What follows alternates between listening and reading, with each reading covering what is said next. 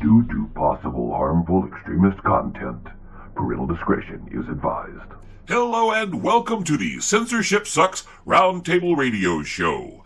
The views and opinions expressed on the show are not necessarily those of the station, its affiliates, or advertisers. The use of the show is only allowed with the express written permission of the producer and the host. So get ready for 2 hours of the Censorship Sucks Roundtable Radio Show starting right now.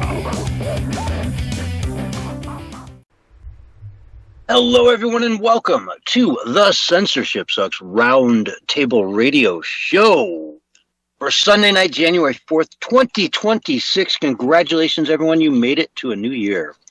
And so did we. Doc, it's great to have you here. Happy New Year to you. Happy New Year to you, gentlemen, as well. Glad to start off the year right with a roundtable radio show. That's always good. And I would like to start out with two words that have rung out through the world for the last 2 days. Venezuela libre. Liberty. Libre. Venezuela has been liberated by Donald Trumpo.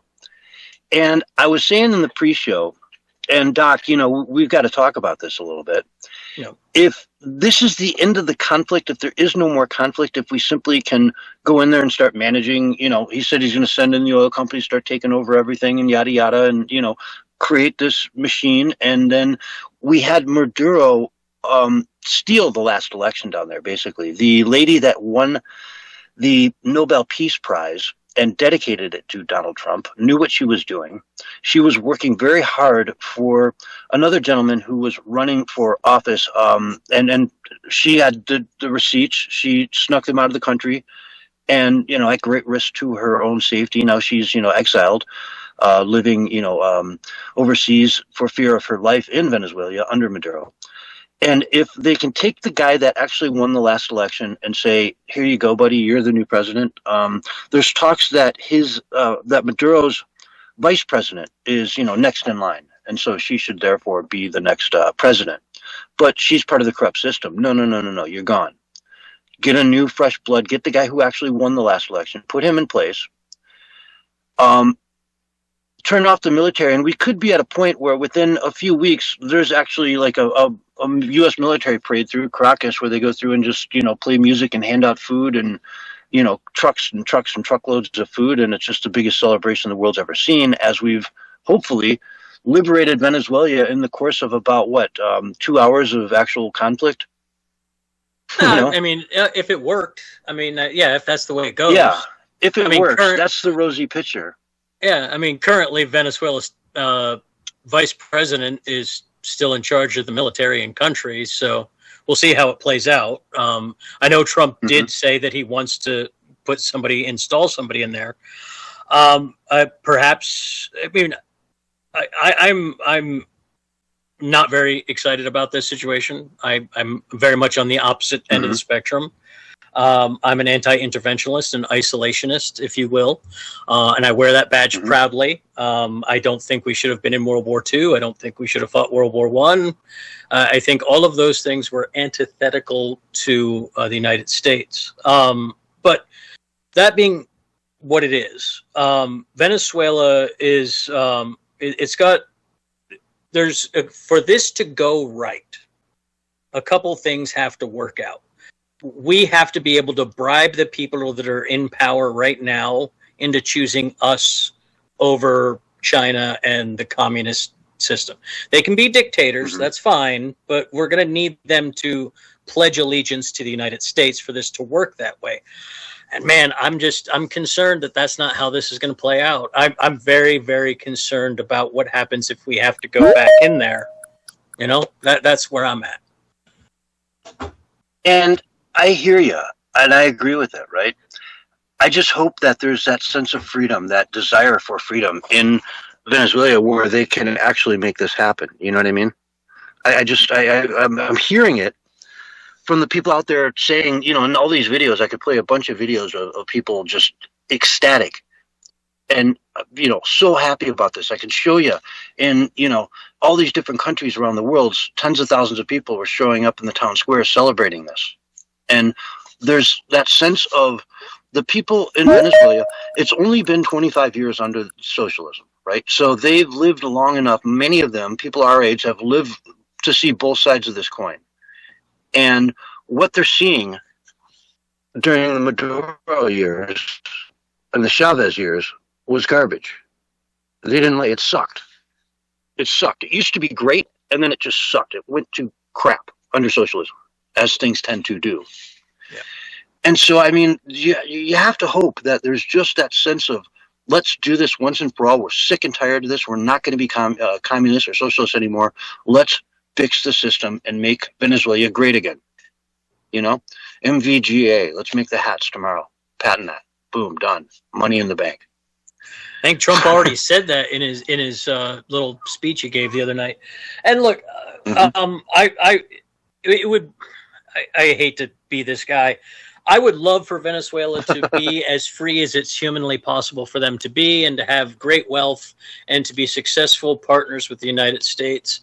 But I don't think they're going to be willing partners. I think the majority of the people that are left in the country are not very excited about being under the imperial eye of the United States. They are one of the few countries that was, as crappy as a country as it was, it wasn't on the Federal Reserve international banking system. Well, that's over. The idea that a nation that has, like, for example, a jungle the size of Iraq for these cocaine cartel members to hide out in is going to just immediately become a free nation again at this point. I just don't. There's all of the people who want freedom aren't in the country, I guess is what I'm trying to get at. So I don't see the rosy picture. Although I would love it to be the case, I just don't think that's going to happen. Yeah, and I just, I really hope it does.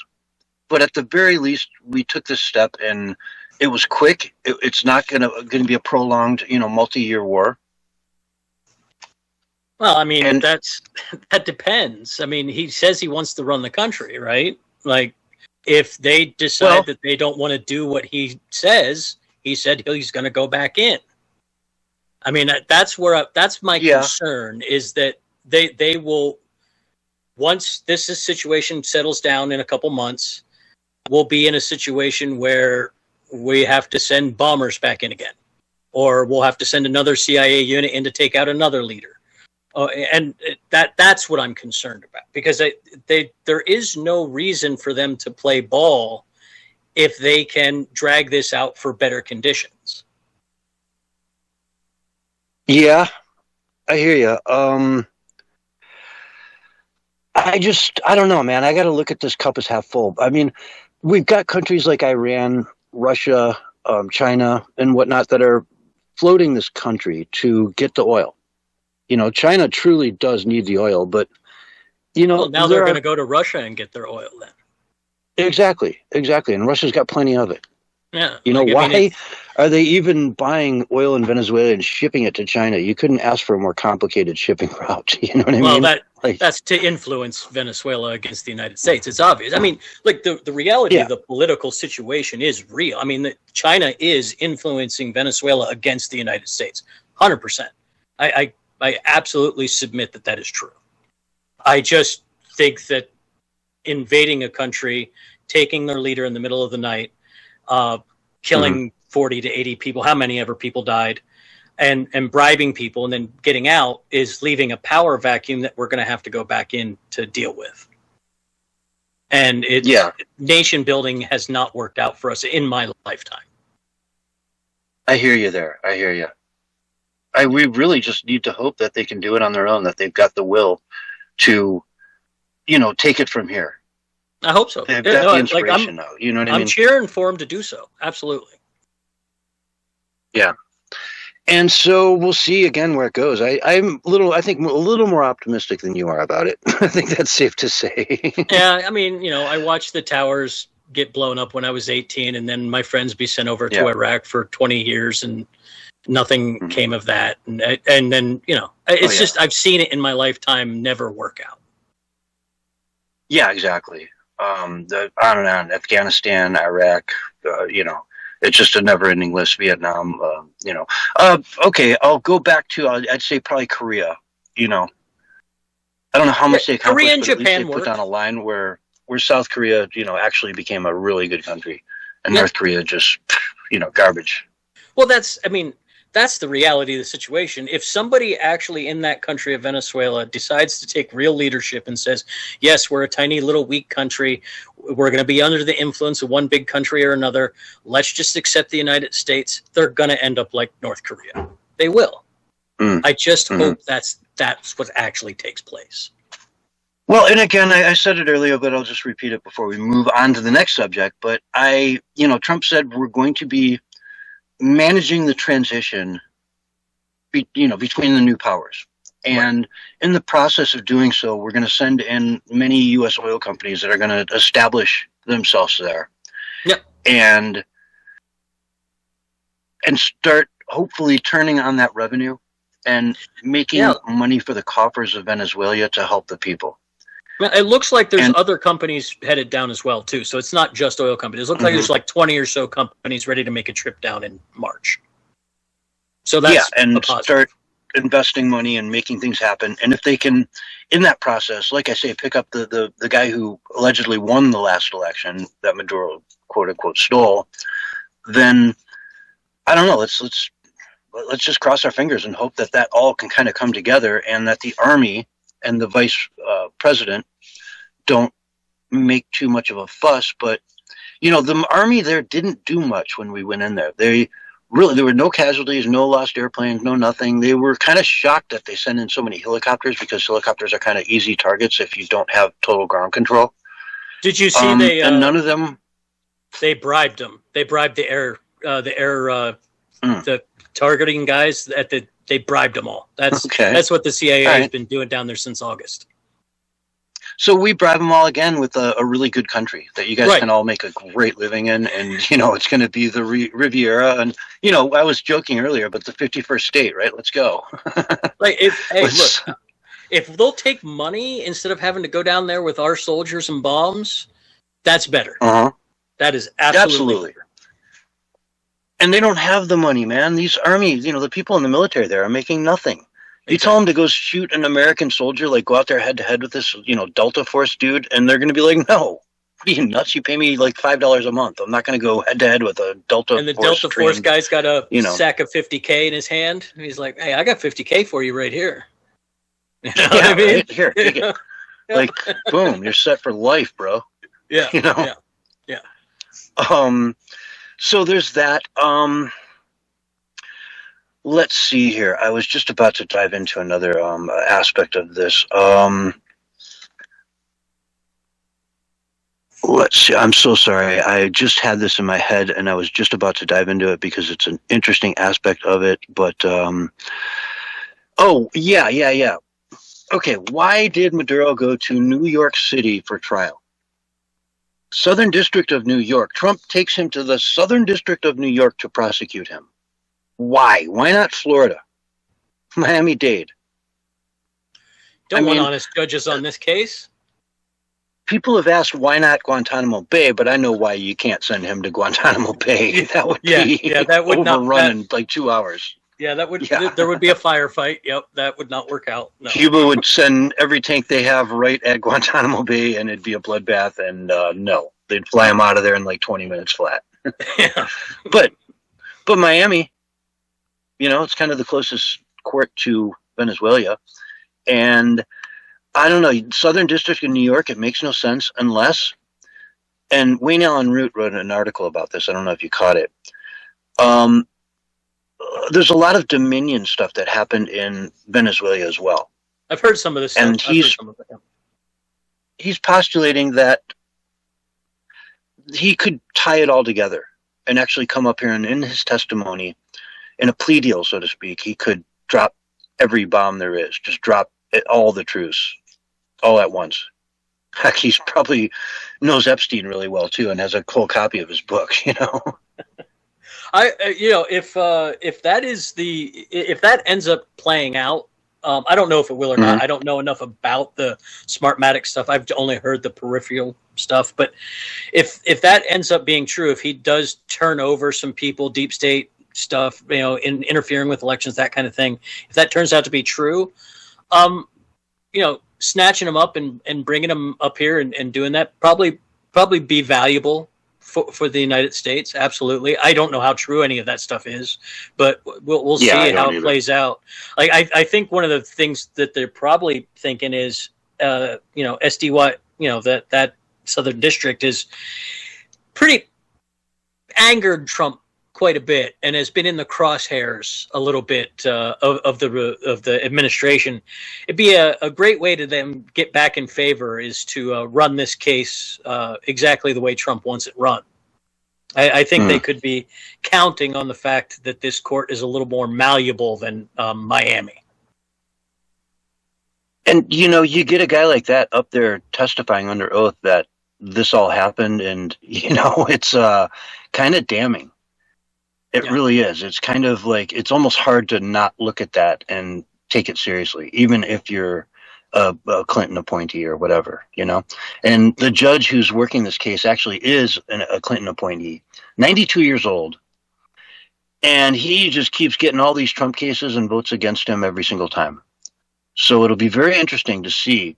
Again, you've got the Tides Foundation funded, astroturfed, 60-year-old white people in New York, screaming against Donald Trump, no kings, and, don't start a war. And then they're being confronted by Venezuelans in the street that are saying, hey, man, this is the greatest thing ever. Viva la Libre, Yeah. So it's going to be very interesting to see how this plays out. Yeah, it's going to keep the news cycle busy for the next couple of weeks, that's for sure. Gosh, months. That's true. Right? I mean, you're talking about these meetings in March. I mean, this is going to be a big story for potentially the next year. Yeah, could be. Could dominate the news cycle. I hope not, because there are more positive American things that Trump needs to focus on for the midterms, in the news cycle. You're a president, you have lots of things to do. You're doing all the kinds of different things at one time. So I've never kind of been on him too much about that. But the public perception of what's going on is a key factor in midterms. That midterm is looking pretty scary right now. Yeah. Oh man, I'm just reading some of these comments. One person said it's one thing to arrest Maduro, but to bring his wife with him to the same jail is a real insult to injury. Yeah. Your life sucks enough. Now you got your wife sitting next to you going, I told you not to make that deal. I told you we shouldn't have done this. Right. You should have just taken the deal. We'd be in Italy already. God. Yeah, right. Hamas has condemned the kidnapping of Venezuela President Maduro and his wife. Hamas are experts in kidnapping, so we should learn from their wisdom. It's not about defending Maduro. It's about the dangerous precedent. Now, any narco dictator that has been in power for 26 years, persecuting and murdering opponents and disregarding outcomes of elections is at risk. If Keir Starmer had been the president of the U.S., this operation would have ended with Washington handing over Puerto Rico and $1 trillion to Venezuela. Probably. That's it. Yeah. I'm so, honestly, if we're gonna go all the way with this empire stuff, Keir is, he's on the list, right? And we got to go Canada, then Keir. If we're gonna go all the way, let's do it, right? Yeah, I just saw an article. I've got it in my feed here somewhere that he just mentioned he's going to be in office through the end of this year, end of 2026. At the soonest, it'll be sometime next year. And he said, the previous administration was constantly swapping out their leaders, which they were, right? The Tories constantly flipping, And he's like, no, we're not going to do that. So I will be in office for the next year. He is polling at 20% or so. It is scheduled. If there was an election tomorrow, 15. Yeah, if there's an election tomorrow, Reform UK would pick up 376 seats. Labour would lose 326, right? Conservatives would lose 51. SNP would gain 31, and Labour Democrats would lose 37. Okay, so I mean that is just a landslide. That is all of the Labour and the Conservatives are just gone. They're losing 326 for Labour and 51 seats for Conservatives. That's just a landslide. Reform picking up 376 if they had the election tomorrow. He's got to be shaken in his boots. You talk about him being next. I mean, how unpopular. Dude, hold a snap election. I dare you. I triple dare you. You won't, because you know the country will never come back. It'll be different forever the minute they hold an election. No, I think England might be on its way to having its Trump moment. I don't know if Farage will be the leader that is the Trump, so to speak, but the reform movement is going to kick the door wide open, no matter if the election is tomorrow, next week, end of the year, 3 years from now. Reform's going to be just waiting there, nipping at both parties' heels. It's actually quite impressive what they've done. It is. Oh, it's insane. I mean, it's like the Republicans and the Democrats, Conservatives and Labor are gone. They don't exist anymore. And like the Reform, which is really Nigel Farage, which goes back to the Brexit, that's what's picking up everything. 376 seats are going to pick up.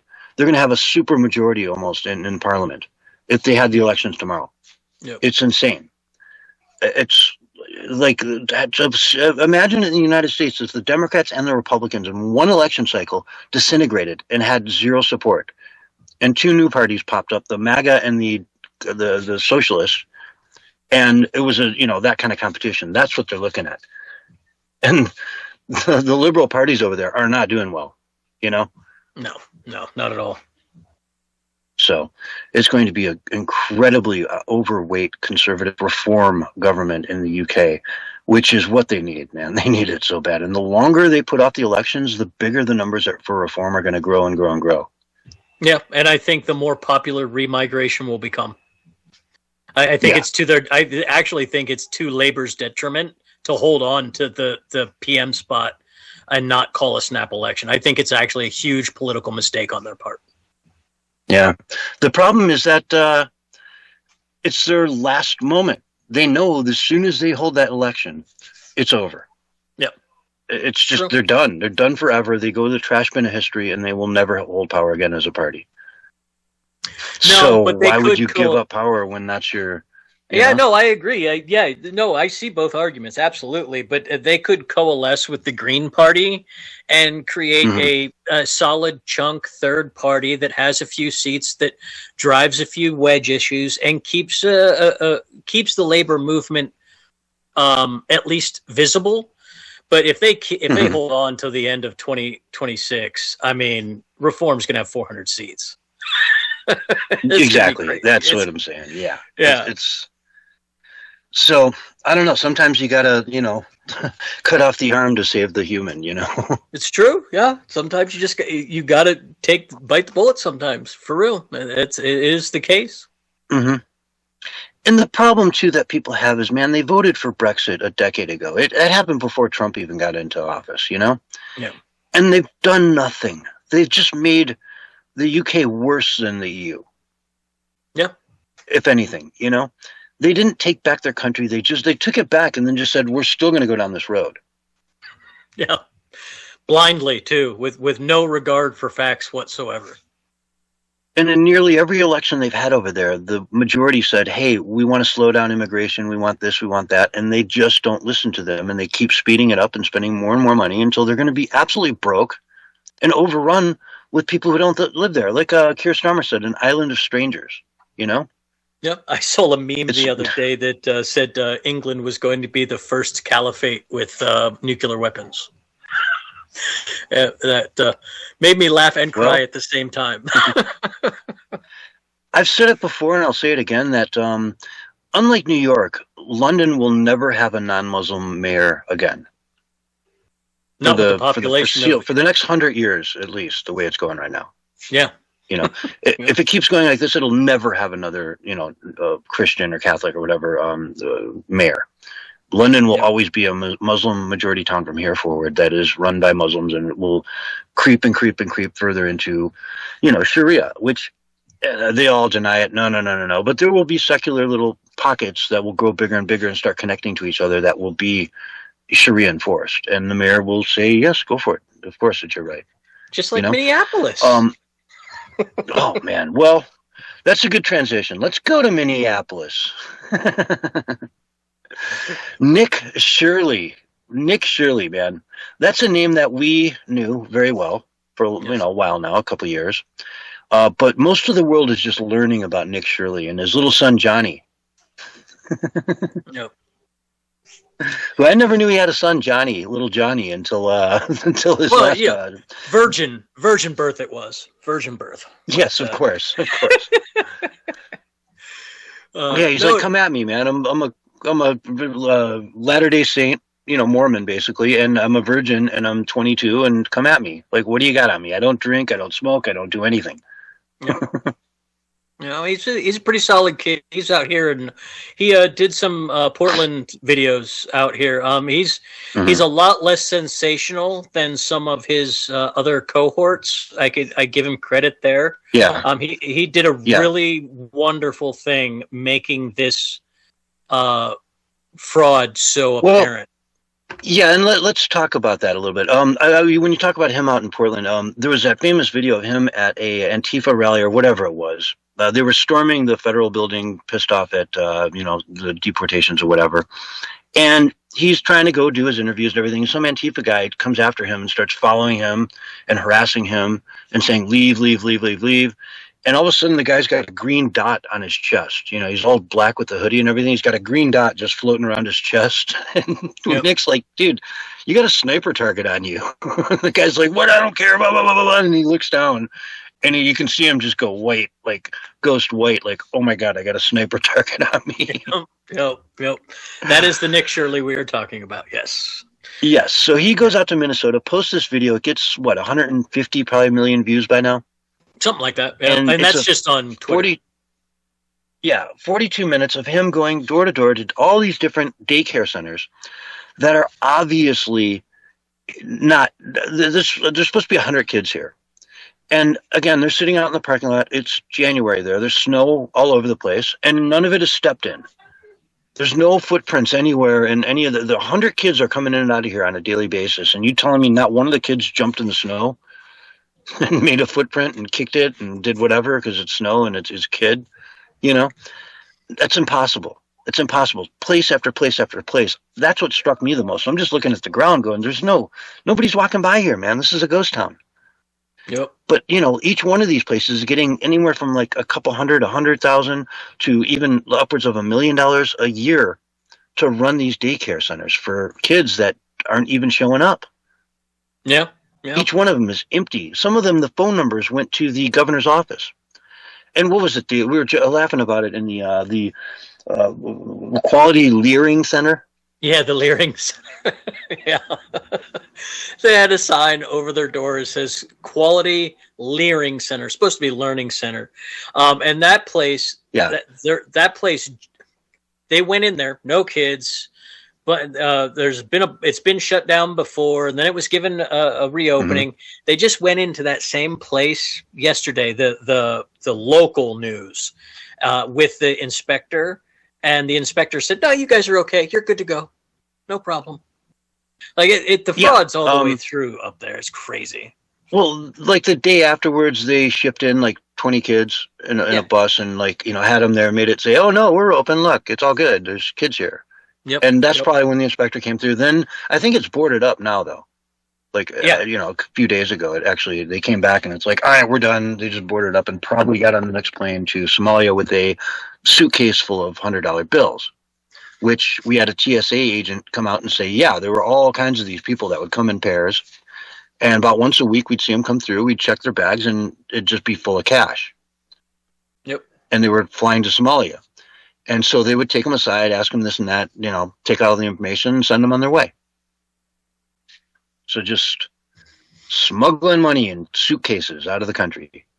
Yeah, I think the total fraud amount that they're up to now is anywhere between $9 and $19 billion, depending on if you're looking at just the fraud in Minneapolis or if you're looking at the greater United States. Yeah.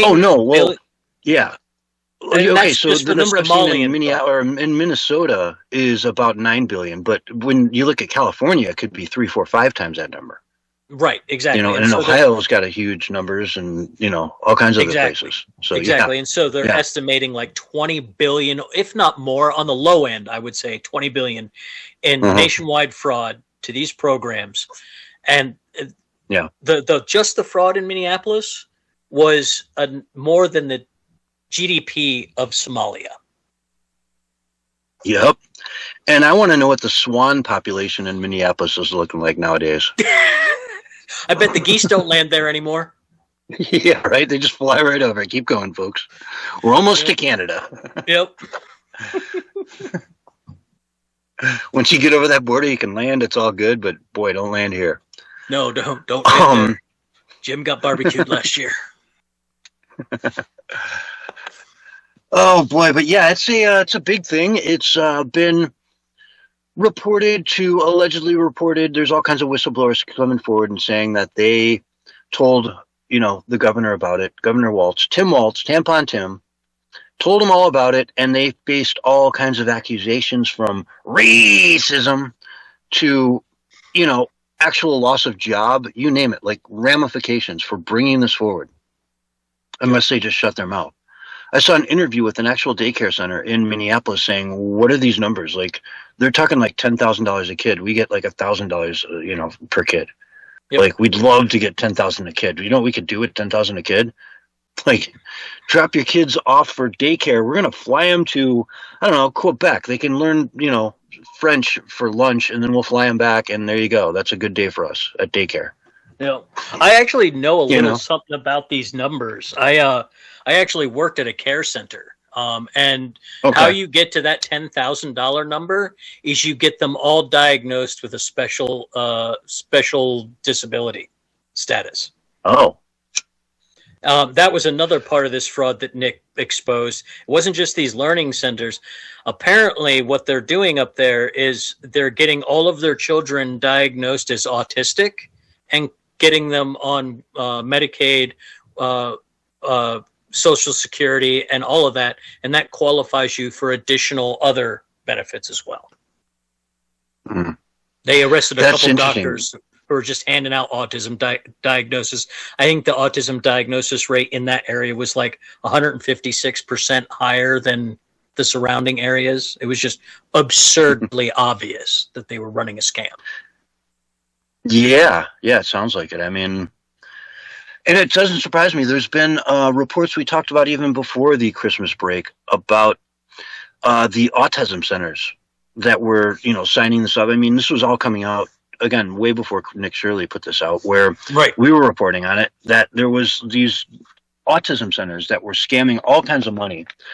They would basically have the parents, show up once every so often, get a little stack of cash, allegedly, and move on. And their kids, autism not, they don't care. Whatever, it's a kid. Of course he's going to hit his head against the wall for a half hour a day. Well, especially a Somalian kid. Oh, did I say that out loud? Yeah. You call it autism, it's just a kid, Anyway. Yeah. So, that was going on, and that's documented as well. There's all kinds of stories out there. Just look at, autism care, fraud, and the different nursing homes that, it wasn't a nursing home per se. It was, you could get up to like $90,000 a year if you claim to, say, be the dependent of your parents, and you were taking care of them because they were, in need of home daycare, right? Yep. So they pay you to do that. And meanwhile, mom and dad are out, with a quarter of the money, their cut of the money, dancing, the tango at the local club, and they're fine. They don't need, someone to wipe their butt per se. Yep. But yet the money's going through, and, they find it and nobody seems to care. That's the biggest thing, is this is systematic. It's embedded in the system. And when the whistleblowers allegedly come forward, they get told to shut up and sit down and go away and never bring this up again. Yeah. Yeah. And that's why I think if Trump really wants to really swing the positives towards the GOP for midterms, a great move would be pulling a Maduro on Tim Walz. Go in there, black bag him, arrest him, cuffs, and take him to court and charge him with all this concealing the fraud, whatever. Find something, charge him, arrest him, and get a new governor in Minnesota before midterms. He does that, and I guarantee every 18 to 29-year-old will vote for him. You know who's running for governor of Minnesota? Who was it? What's his name? Nick Lindell. My Pillow guy, yes. Nick Lindell, Yep, yes. the My Pillow guy, Nick Lindell. He's running. He's got his hat in the ring. Perfect. There you go. Yes. Somebody who just says, look, we're not going to put up with this garbage, And I'll have Hulk Hogan as my running mate. Yep, although Hulk Hogan has passed away now, hasn't he? Yeah. Yeah. But I mean, you get the point. Somebody like that. Yeah. Yeah. Ted Nugent. There you go. Just clean it up, man. We just got to clean that up there. It's a disaster, and again, it's happening all over the country, folks. This is a systematic scamming of the United States. We talk about, the rich need to pay more and all that stuff. California is looking to put a tax out on anybody with who's a certain number of billions of dollars in wealth. And it's going to be 5% over 5 years. So 1% a year of your net worth you need to pay to the state. Okay. Yeah, that's a great way to get rid of Silicon Valley in a hurry. Exactly. I mean, unrealized gains are included. Yep. You know what I mean? So if you own a company, a startup that is, potentially going to be bought for X number of money by Amazon in the future, then some, bureaucrat in California can say, well, look, they might buy it for this, so it's worth a good chunk of that. So sell some of it and give us the money. Well, I can't do that. You know what I mean? It's it's not even liquid yet. It's just a venture capital, startup seed money, Yeah. It's going to crush. It's a ridiculous concept. Yeah. It'll crush the wealth in the nation, in that state, and they'll leave. They'll go somewhere else where they're more appreciated. Their wealth is better protected, and that'll continue the downward spiral of one of the most beautiful places on earth. It's terrible what they've done to that state. Yeah, and they'll go straight to Texas, Yeah. Oh yeah. Whereas a place like New Mexico is actually really nice. I mean, New Mexico is a beautiful place, but it's just unlivable. I remember the first time I went to New Mexico, I did a road trip through there, and when I first got my first RV, and was like, my God, this place is horrible. It's every commercial was for COVID. I was kind of going there in maybe 22, 23, so it was way after, a year or so after masks were gone, where I lived. And I went in to get a cup of coffee in the morning from a gas station, and they wouldn't serve me unless I had a mask. And I'm like, well, fine, sell me a mask. And they couldn't even do that. I'm in some loop where I got to go dig through the garbage to find a mask so I can wear it in there or whatever, right? Yep. I think I got a bandana and they, let it slide. But it was just but it's a beautiful place. It could be such a beautiful place. It's like one of the only states that's seen net, migration out of the state for years, and no growth, no nothing. Albuquerque has such a bad reputation, but Santa Fe has a phenomenal one. But I don't know. But Texas, they're all going to go to Texas and sweat their butts off all summer. Yeah, they'll suffer with the heat as long as they don't have to pay 5% of their wealth unrealized. In fact, they'll have no income tax down in Texas. I mean, it's insane that they think they can just tax their way out of what California is doing. It's insane. Yeah, it is. It is shocking, in fact, because it's never worked. It's never going to work. You can't just say, hey, we're, with all that fraud, And all that waste and abuse. I mean, the railroad track to nowhere, the high-speed rail they've been trying to work on for, 15 years? How many billions of dollars was that? Yeah, you look at the first, speeches Gavin Newsom ever gave about the high-speed rail. He was like a young kid back then. Yeah. No gray hairs anywhere in sight. And yet, after $40 billion, they've got nothing. Not one railroad tie laid. It's a disgrace. And yet they want more.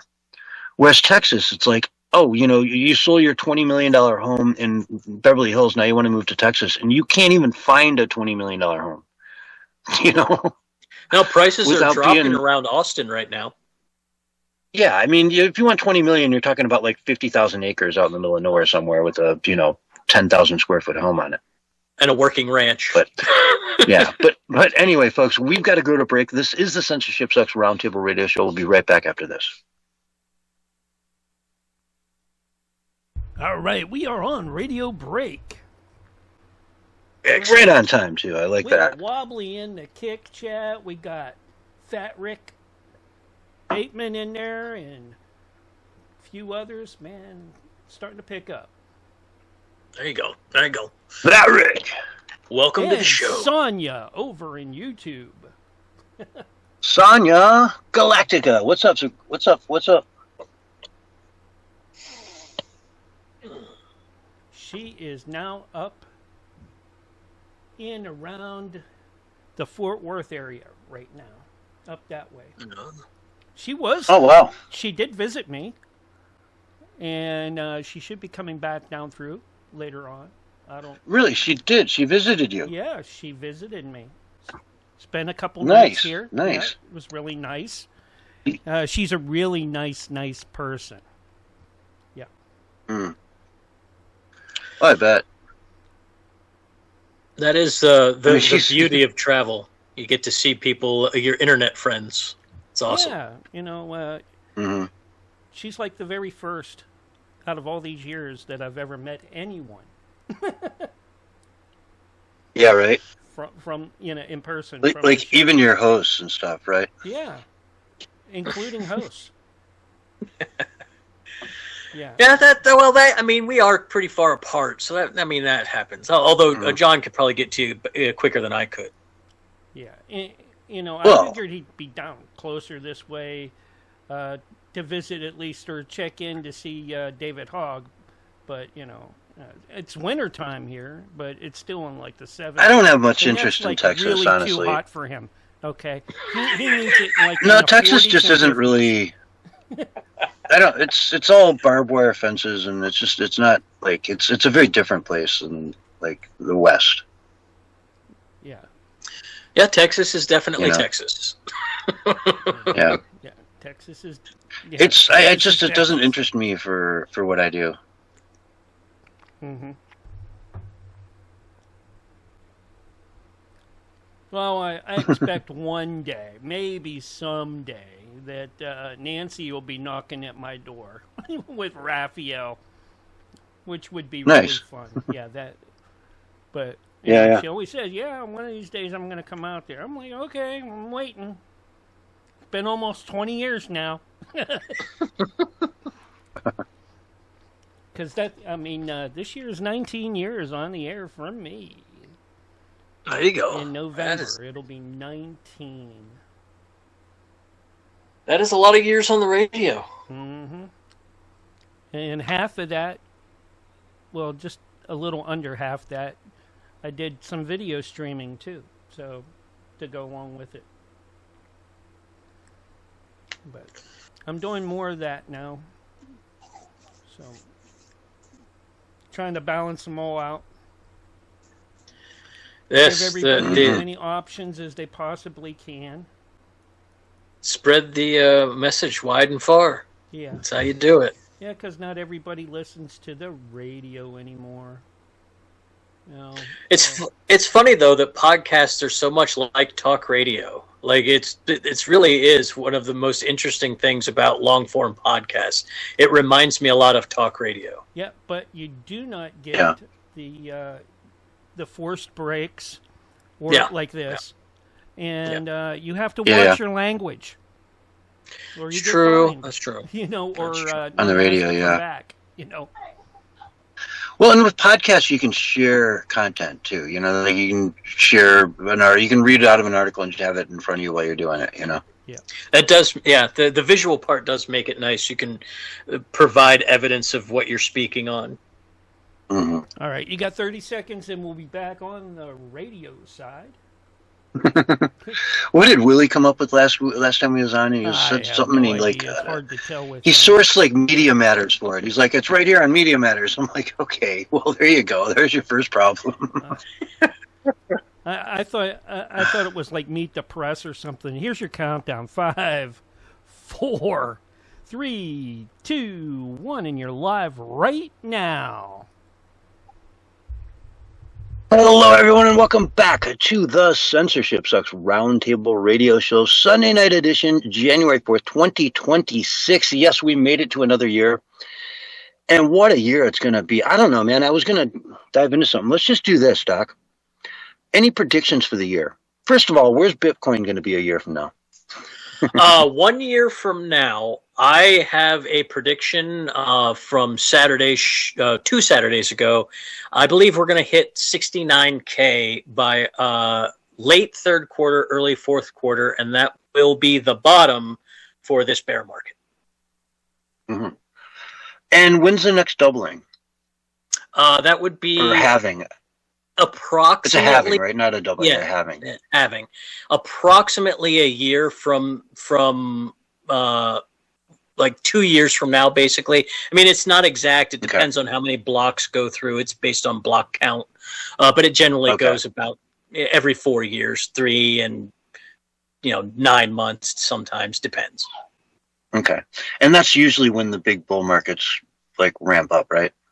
That's when the cost for the miners goes up, and then they have to sell it for more, which means they need to charge. And eventually it pushes that price because of scarcity up. Yeah. Yeah. Midterm elections, man. What do you see coming? My current prediction is the Republicans definitely lose the House, but that's pretty normal. Really? That's not that unusual. There is a tight, I think the Senate may end up being 50-50. Mm-hmm. And have you seen all of the plans we have, or Donald Trump has at least, for the 2026, gosh, I wish I could remember how to pronounce this, the 250th anniversary. I want to say it's like the Quecentennial or something. The 250th anniversary of the United States, yeah. And on New Year's Eve, did you happen to catch the display they did on the National Monument, or the Washington Monument?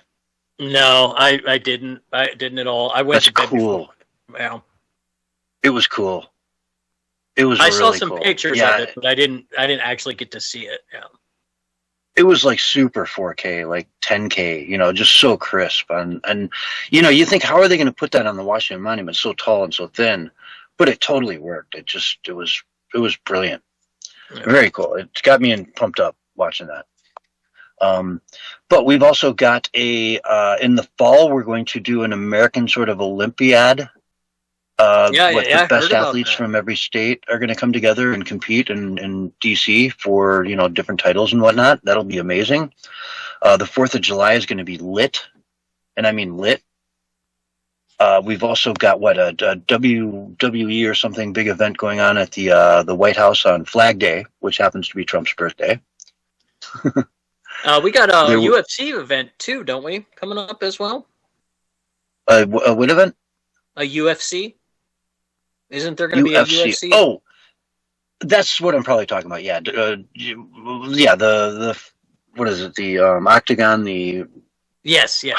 Yeah, they can. What do you call it? I don't know, fighting. Yeah. I don't watch it at all. Fighting, mixed martial arts. Yeah. Yes, mixed martial arts. There you go. That's the word I was looking for. Basically, you can go in there and kick them, punch them, bite them, whatever. Just whoever wins. Yeah, some gladiator type stuff. Yeah. So that's going to happen. It's really going to be a big year. There's going to be all kinds of different things, and I hope.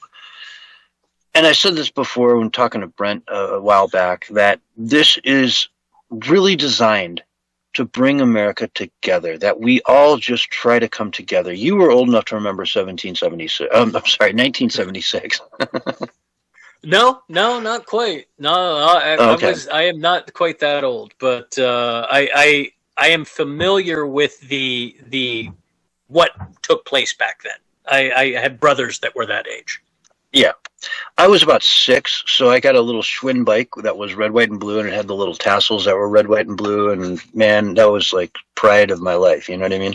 Yeah. It was great. There were parades everywhere. It was just a celebration that lasted, the whole summer, really. It just defined that year. The 200th anniversary of America. It was the definite, everything was, every commercial, everything was red, white, and blue all over the place. And I hope we get more of that. I hope it brings people together to love our country instead of being so divided.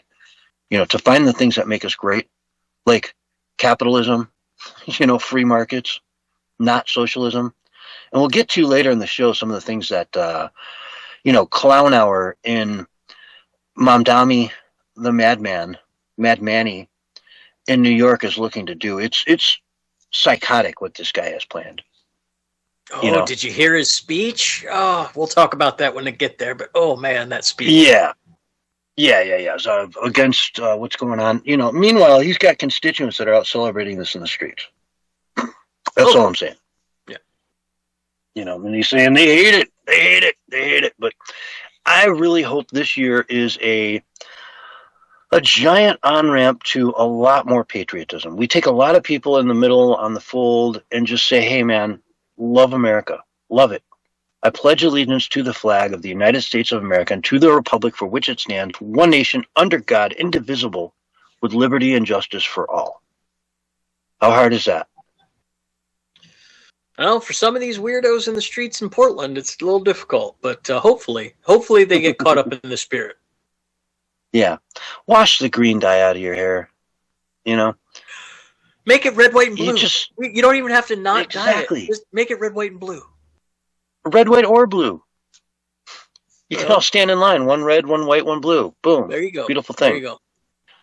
But yeah, nature colors different animals in bright, vivid colors to warn you that they're toxic and poisonous.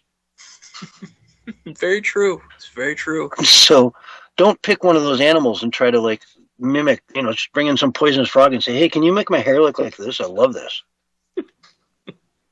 Right?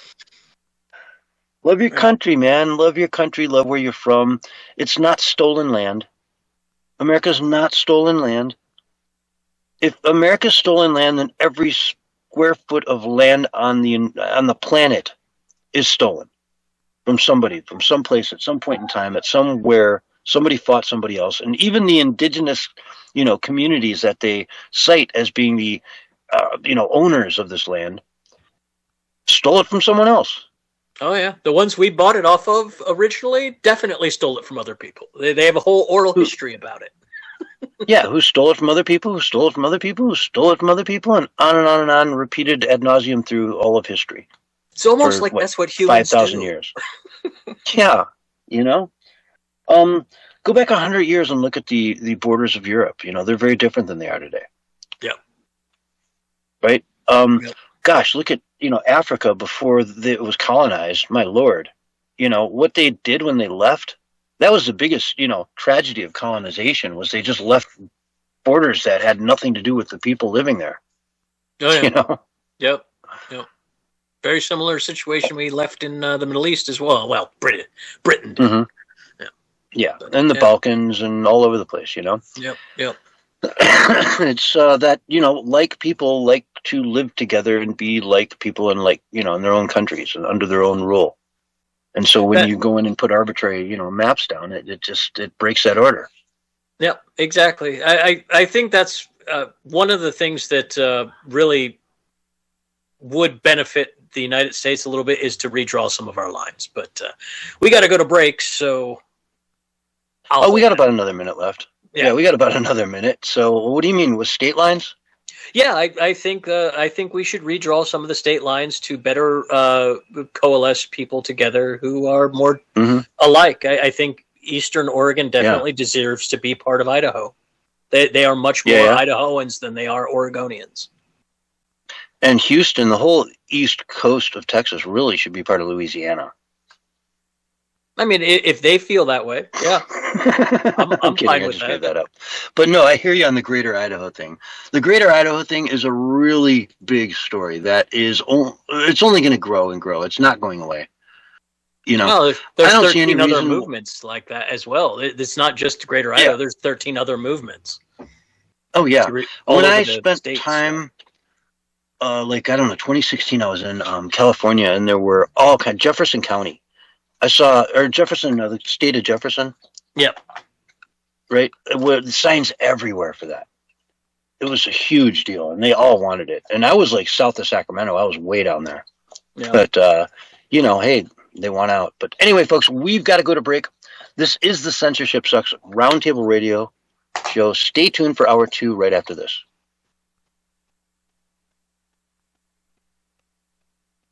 All right, I was just trying to make sure that we had enough time, for transition. Yep, we got 2 minutes. That.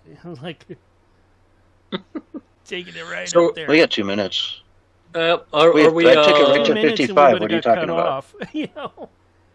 I have. Well, no, I took it to on 55 my and ended end- it right on where I my should. end- on my end, it was like 58.5 when you came off for the timer. What?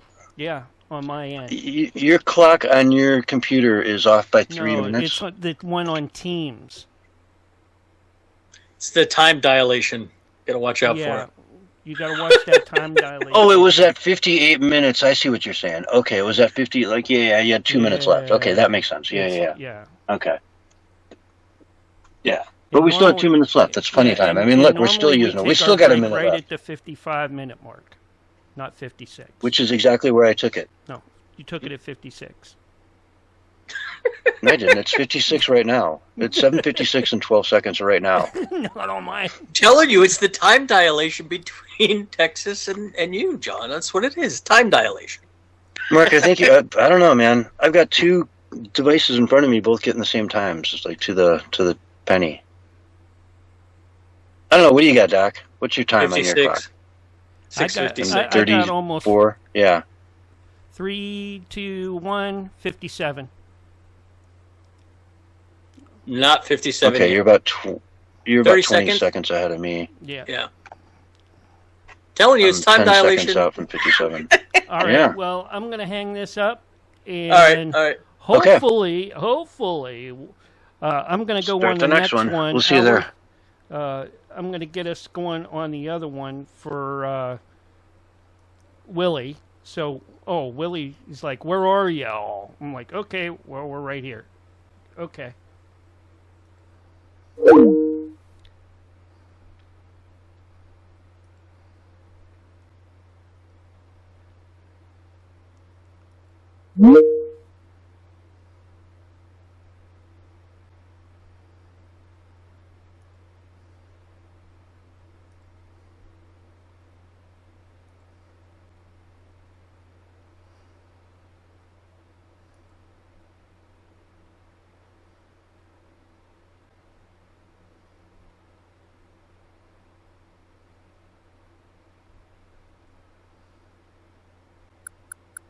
Hey, Willie. You're muted, Willie. There we go. Hey, man. There he is. Hey. Hey. Hey, man. Hey, what's going on? How's it going, Willie? You and your you and your shenanigans with Roger over the break, killing me, man. Mm-hmm. With Roger. Yeah, with Roger the Dodger. Yeah, Roger Hanson, my shenanigans. Your shenanigans and his shenanigans together, some big shenanigans. You know that? Man, I ain't but had nothing. again, I bet you didn't know because you know, but you didn't tell anyone that you knew, and now you know. All right. You about got me Yeah, just lost, ask him, Willie. man. Just ask. Look a hand now. Y'all got me all mixed up. Uh-oh. Where Roger Hanson at, man? Hey, there's that Doc 69. Hello, sir. How are you? Hey, man. What's going on with you? Not too much. Glad to be back for the new year. Lord have mercy. Yeah, it's been a while, hasn't it? Hey, Doc, you act like he's all friends with you right now. Can I tell you what happened earlier? What happened? He saw you in my Discord, and he said, "Who is this guy?" Yeah. True story. I said, "It's friggin' Doc. What do you mean, who is it?" Oh, Wobbly says that we're off because we use a 25-hour day clock now. So all the clocks are wrong. We have to get new clocks. Again? Yeah. This is ridiculous. Yeah, because we're on 25-hour time. We just did that like 4,000 years ago. Yeah, well, happens every 4,000 years, It's like leap year. Hey, this August, man, you don't have to worry about it no more. Oh, that's right. What's we'll happening just in use August? your time, right? And all kind of mess coming up this coming up year, man. Well, What is? that's The meteor? No, it's even worse than that. Uh-oh. Stay Sunstorm? tuned. Dispatch channel. Dispatch time. When we go live, you can tell us all about it, buddy. Yeah, I miss old Doc 69, though. I miss You couldn't even John remember who he Galt. was, you senile bastard. Huh? Get it out of your system now before we get on the air. All right? Oh, silly. I did turn 60, though. Yeah, happy birthday. Yeah. Yeah. Congratulations, I think. I'm sorry I was 10 years behind on that, Willie. I'm officially That's an old because, man now. I didn't have the 25-hour clock. It's true. So how's that work? Does like the morning, the daytime add a half hour and the nighttime add a half hour? How's that work? I think you just put a 13 o'clock on there. A 13 o'clock. Oh. Hey, Mark. Yeah. Hey, Mark, man. That's me. Hey, I can hear. Hey, I ain't accusing you or nothing. Uh-oh. I'm just asking a question. If anybody has ever accused you of not being real bright, and I'm just asking. Well, when we're on air, I'll ask my kids about it, and I'm sure they're not going to tell me the truth. So I can't, say one way or the other. Like admit or deny. Hey, man, y'all still got that Sonya Galactic around there? She's listening. She's up last we in heard. up Dallas Fort Worth area. She was down here with me for a couple days. Yeah. And she's coming back. Maybe. Yeah, okay. Yeah, hey, because she's Unless you smart, run her man. off. Unless you run her off from me there, Willie. You wouldn't have done that, would you? No, man. Hey, I'm gonna start stalking Nancy Planeta. You're gonna stop. That's not a good idea. You know, Raph will take you out. You know what he did in the Marines, don't you? Who that? Huh? Her husband. What are you talking about? Her husband, Raphael. He'll hang you out to dry quicker. Hey, man. Hey, I got contacts, man, with the CIA and the Black Rock and all that other kind of stuff, man. Hey, we went in and took out Maduro, man. Yeah. Were you on the team, Willie? Yep. I heard that Aunt Mama Lou is going to be the governor and dictator of Venezuela now. Is that true? Yeah, no, man. Hey, I was down there. I had my submarine, man. Hey, I was passing out water.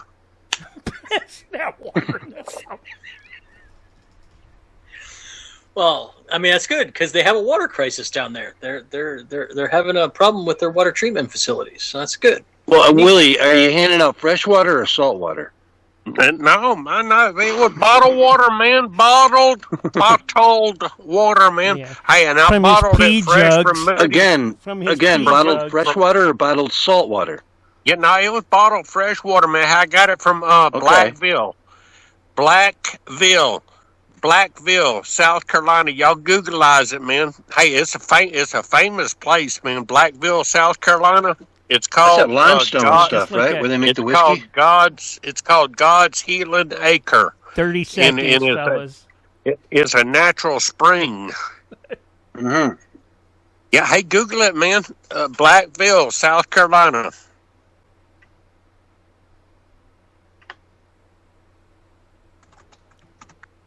So, Willie, is it correct that you're thinking about opening up a Somali daycare center in South Carolina? And Yeah, here's man. Your countdown. Yeah. 5, 4, 3, 2, All right, it's coming. 1, and you're live and on the radio side right now. Hello, everyone, and welcome to Hour 2 of the Censorship Sucks Roundtable Radio Show for January 4th, 2026, and it's our pleasure to have each and every one of you out there listening in. Boy, are you in for a good time. I have arranged an exclusive interview, with a gentleman who's in the process of opening up a Somali daycare center in South Carolina. Sir, are you there? Yeah. Hey, man. Look at him. He mess around. Hey, he right on one thing, man. Hey, hold on a minute. Hey, y'all, hold on. Hey, I got stuff going. Hey, let me pull this up. I got news, man. I got all kind of news and stuff. I got to pull up my my paperwork, man. Do you have any news you're on my not opening up a cockroaches? daycare center? Yeah. Hold on. Hey, daggum. Yeah, there it goes. All right, yeah. Hey, there it is. Hey, look at him. Hey, we got stuff going on, man. Hey, for all y'all out there in Radio Land don't know, my name is Willie Lee, and I run Willie's Worm Farm down in Waldo, Florida, and Willie's Cricket Emporium up in Sandy Run, South Carolina, man. Hey, and I operate directly under Drake and Gus Productions, man. Hey, and we also run under Dragus Productions. He kind of like No Drake and Gus affiliation or Productions. association there. Buddy. Yeah, no. Yeah. Hey, and we are on the Censorship Sucks Roundtable Radio Show, but we also on top of a billboard, man. Hey, out here on I-26 in Sandy Run, South Carolina, man. Hey, we broadcasting worldwide. We got news and stuff going on. Hold on.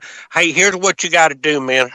First off, I gotta say hello, folks. How are y'all doing? Yeah, let me read you. Yeah. Hey, John Galt, how are you doing tonight?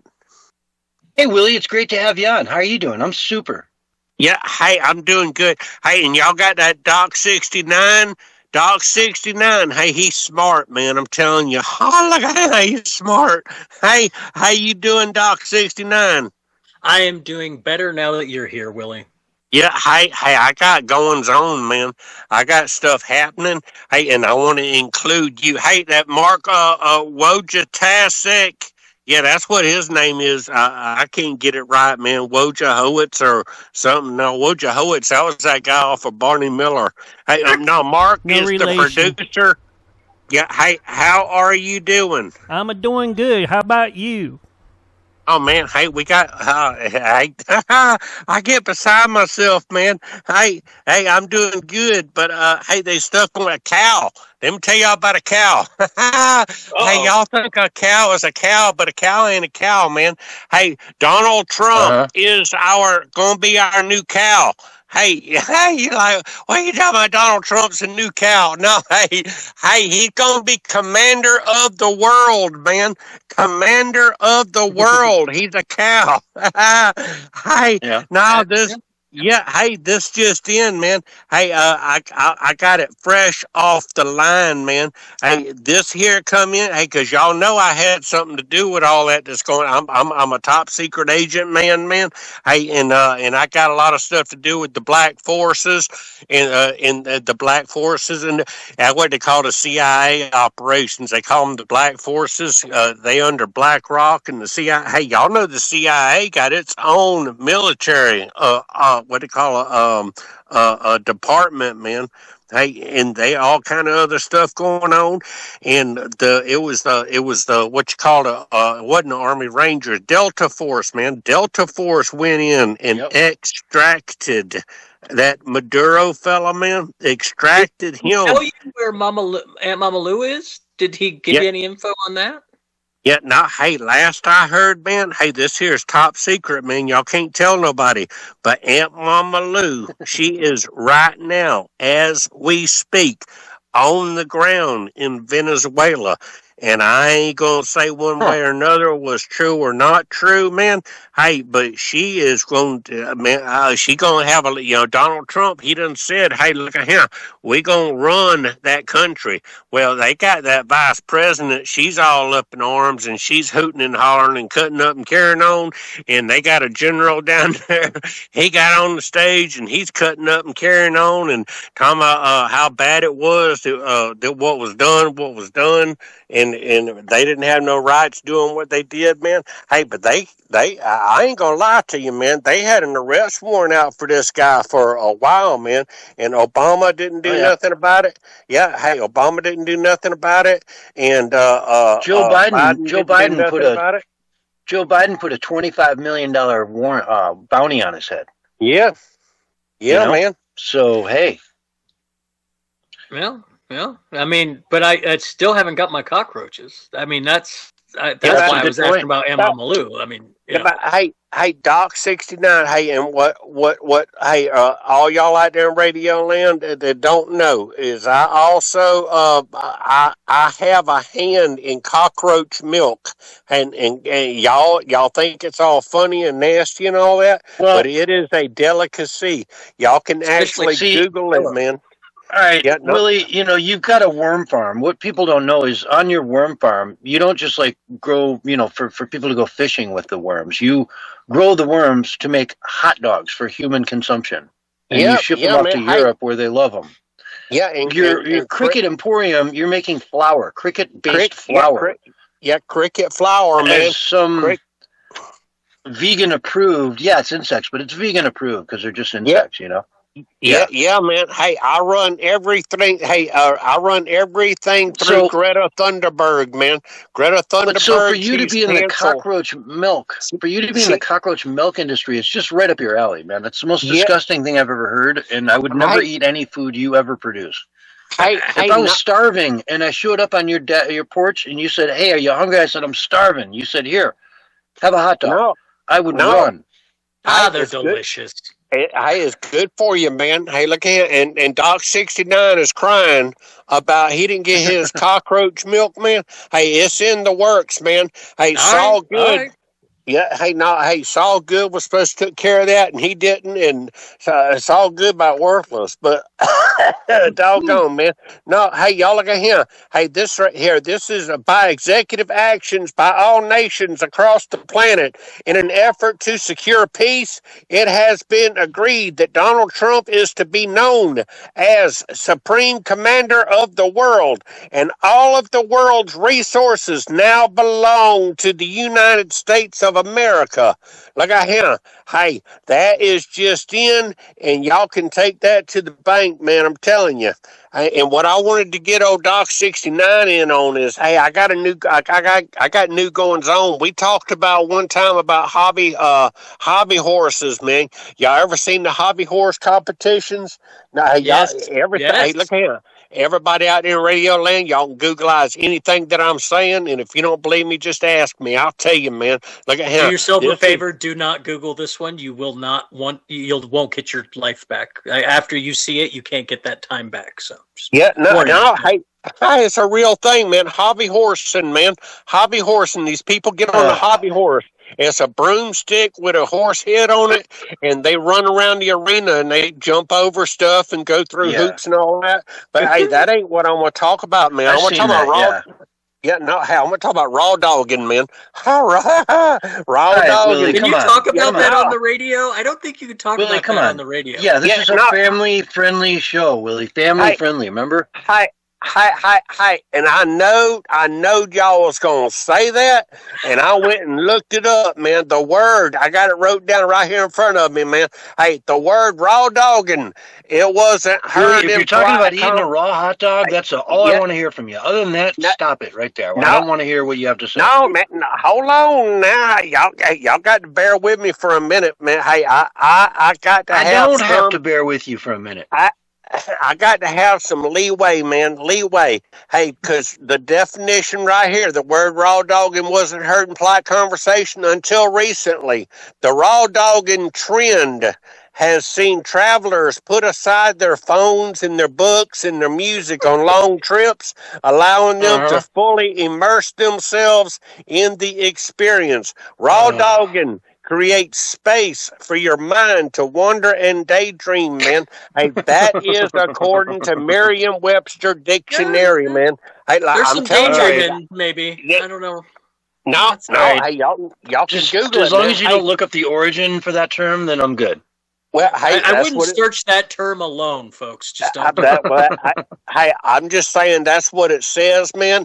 And that's a good thing. People should do that. Yeah, man. Like I said, hey, don't believe anything I tell you, but just believe everything I tell you. Because the next thing I'm going to tell you is about leads into something. Hey, remember what I told y'all, man? I've been studiorizing how you're supposed to do in conversation and comedy land. You know, when you do comedy stuff, man, one thing it's got to lead into something else. Hey, in Doc 69, this here's where you come in, man. Hey, look at here. I need some investment money, man. I ain't gonna lie. Hey, look at him. I know you always asking me for money, Willie. Yeah, I thought you have a farm. You had sell pizza. All he wants is one bit of coin. Hot dogs. Yeah, come on now. Yeah, no, hey, man, my money gets tied up and it gets lost, and it's all good. I mean, I don't. I'm riding around in a Pinto. Hey, I think you should Maduro a good Saul Good, because it sounds like he's stealing your money. It really does. He is, man. Hey, I need somebody to get that money off of Saul Good. But look at him. Hey, here's the thing, he's in Dubai right now. I just saw him post an Instagram with his new Ferrari out in Dubai. Oh, what a shocker. Hey, that's my Ferrari, man. Hey, for all y'all out there don't know, Saul Good is supposed to be my manager. He's supposed to be managing my movie deals and all my commercial deals, and he's supposed to be managing my money and all my songs and everything. Hey, I wrote songs, man. Yeah, hey, look at how I was famous one time, man. But hey, y'all sidetracking me, man. Sidetracking me is what y'all doing. Look at him. We don't have a lot of time left, so I want to keep you on hold track, on now. You know? Hey, so that whole raw dog. You only have so much time. Hobby dogging. Hey, this is a real thing. Y'all can look it up, man. I ain't lying. Hobby dogging. Hobby dogging is Germany's viral trend of pretending to walk a dog. This ain't no lie. Hey, I'm reading it, man. Hey, dog trainer. They pretend to walk a dog. Yeah, they do it, man. Dog trainer Barbara Gellinger holds a dog leash and explains hobby dogging. That's what she calls it, hobby dogging. How did that country start 2 world wars? I don't get it. I remember when I was a kid, I had one of those fake invisible dog leashes, you know, where it was just like I have one of those. It went out and there was a collar on it. Yeah. That's what it is, man. That's exactly what it is, man. Hey, they just walk around with one of those and and that's what they do. They're walking around and they're going through hoops and they're jumping over these little hurdles and everything, man. And it's a bona fide competition. They're holding this leash thing with a collar on it.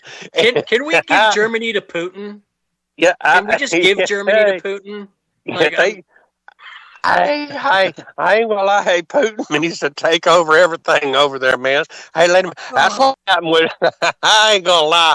That's what happened with Venezuela, man. Donald Trump is looking at. And he don't call him Putin. He calls him Putin. He called up Putin, and he said, "Hey, Putin." He said, "I seen what you're doing with Ukraine right there." He said, "You want all the minerals and stuff they got?" And Putin, he's like, "Yeah." Donald Trump got to looking around. He looked down there at Venezuela. He's like, "Well, they got oil, man.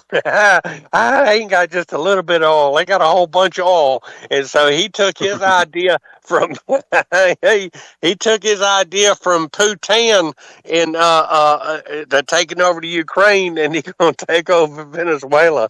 He said Venezuela got a whole bunch of oil, man, and yeah, we're gonna take all that oil.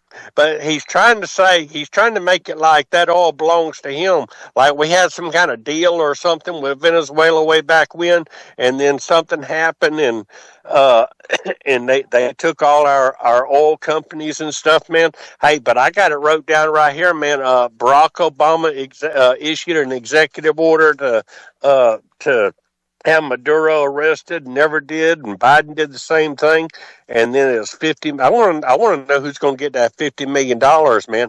Hey, but what gets me is Donald Trump is saying that we went in there because and he said too. He said, "Hey," he said, "it wasn't a military action." He said this was a law enforcement action that we did. It was a law enforcement action, and the DEA is taking control over it and saying that he's involved in all kind of drugs and everything else, man. Hey, but at the same time, Trump pardoned a cocaine kingpin that ruled Honduras, man. Yep. Yeah.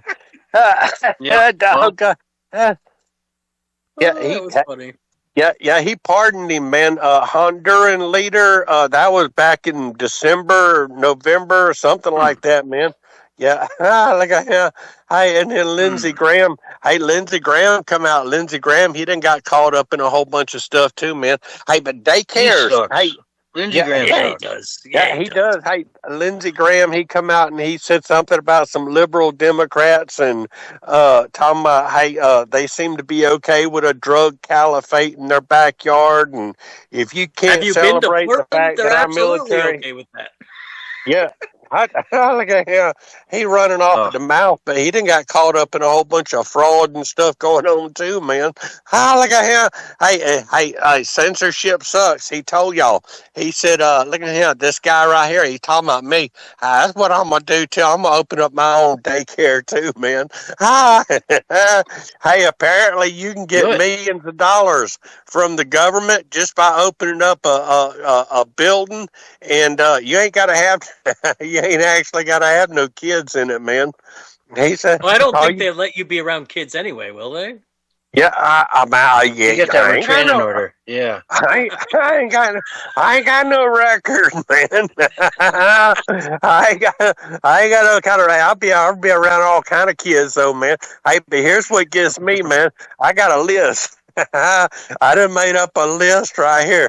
Hey, because that's what people want, man. People want to see Trump arresting people and people being held accountable, man. You know what I'm saying? But here's the list that I made up, man. We got 3 minutes, Willie. 3 minutes left in the segment. Yeah, man. Hey, people Trump should have arrested before Maduro. Number 1, Hillary Clinton. Number 2, I'm just gonna read off 10 of them, man. Hey, Hillary Clinton, Barack Obama, Bill Clinton, Joe Biden, George Bush, Anthony Fauci, Benjamin Netanyahu, man. Hunter Biden, Andrew Cuomo, Alan Dershowitz. Hey, I got to read some more, man. Nancy Pelosi, Justin Trudeau. Hey, man, the list goes on and on of people that should have got arrested before Maduro, man. Hey, because you look at that old Pam Bondi. She's supposed to be arresting people, but she ain't doing nothing, man. Every time you turn she's going around, on Fox News. Yeah, you're looking at absolutely nothing, man. Hey, here's some facts for you, man. I got it all wrote down. Oil prices right now are trading at $57 a barrel.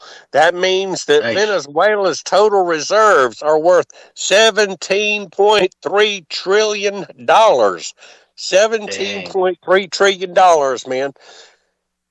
At $50 That's a a lot of barrel money. too. Imagine that, goes to 100. Yeah, man. I'm telling you, hey, Donald Trump, he ain't dumb, man. He got it all figured out by the time it's all said and done with. Come on. Well, Yeah, that's we'll a lot see. of money. They could pay off our national debt with their oil reserves. We should work out that deal. I think that sounds like a good deal. Yeah, hey, yeah. I sound like something from Inglorious Bastards. You remember that movie? That was Oh, a yeah. good one. That was a He good said, one. that's a good deal right there. I'd take that deal, wouldn't you? I was thinking of you with that. Remember when Brad Pitt does that Italian accent, and he's like, Yeah. he's like, yeah, I'm from Italy, Milan. Yeah, Italy. But yeah, man. Hey, I don't know what this world's coming to, man. Hey, but here's something else y'all don't know, man. Hey, I got some stuff in the works, and you cannot tell Saul Good, man. Hey, I am working on some top secret stuff, and all y'all out there in Radio Land, y'all cannot tell nobody, because hey, we all like family on this show, and we keep secrets, man. Hey, look at him. I am working on a deal, man. Hey, there's a certain radio show Willie. out of North Carolina, man. I'm gonna hook up with them, and hey, we gonna get famousified, man. Hey, I done told these people all about you, John Galt, and I done told them about what you do and what you used to good, do. Willie. That sounds great. Anyway, Hey, and they was we're getting down to the last few minutes. Where can people find your website? They was real. Hey, y'all can buy my chumderware, man. I sell chumderware. No. All right, folks, we've got to go to break. This is Censorship Sucks Roundtable Radio Show. We'll be right back after this. No, hey, Flat Earth, man. Hey, look at here. You got it in. Oh man, Flat dude. Earth at the end every time. Flat That's so Earth. great. It'll never get old. Flat Earth. We got to do a deep dive on the flat Earth with you, Willie. I mean, if you're that into it. Well, It's a reoccurring thing now for, 4 years? No, but the thing is, though, man, there's an ice wall, man. Hey, but it's what's beyond the ice wall. It's all the outer lands, man. It's the outer lands. There's another wall after that one. Yeah, man. There's like infinite lands, even beyond the Earth, man. That's what it's all about. I thought it was curved like a tortoise shell. No. Well, you know the whole thing about the tortoise shell and the 28 sections on the back. Yeah. Yeah. Oh yeah. What is it? 28 sections on the back and how many around the outside edge? Dude, that reminds me. I just saw a Hawaiian flag the other day, and I hadn't seen one in Europe. Do you guys even know what a Hawaiian flag looks like? It's trippy as hell. It's the Union Jack on the top. It's the American flag, but with the Union Jack where the stars are, and then there's 8 stripes for the 8 islands, red and white. And it blew me away that Hawaii would have the Union Jack in the top left corner of their flag. Well, it's not far-fetched that Venezuela could be made the 51st state, because that's exactly what we did with Hawaii. The United States said, okay, Hawaii, you are now the 51st state. And they said, no, we're not. The United States said, yeah, you are. Well, they said, we're going to put a military base here and, populate it with like 300,000 people, and then we'll have a vote. Yeah, something like that. Yeah. Yeah. There was no vote. Oh no, there was a vote. It was just like half. The military won it, dude. Military people there. That's. Yep. The what is it? Pearl Harbor base.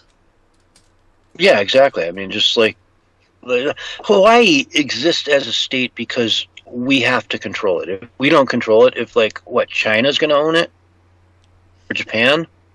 You know what I mean? No. It's the most strategic spot on the planet as far as the Pacific Rim is concerned, If you control Hawaii, you control the Pacific Ocean. Yeah, but we've got bases in Kwajalein, in the Marshall Islands, and Guam, and American Samoa. It's our last line of defense after Guam. Midway before Island. they Yeah, hit I the mean, mainland. it's exactly. It's like you if you want to control the Pacific, you have to control Hawaii. Well, do you know where I mean, the that very was my first takeaway Air when I Force went out base there. was ever located at? The first Air Force base? Yes, the very first Air Force base. South Carolina on what's that hill where the Wright brothers? Wrong. Those were Army bases, weren't they? That would be North Air Force Carolina and Base. Raleigh. Yeah, the Very first true Air Force base. True, the very first true Air Force base was Clark Air Force Base, Philippines.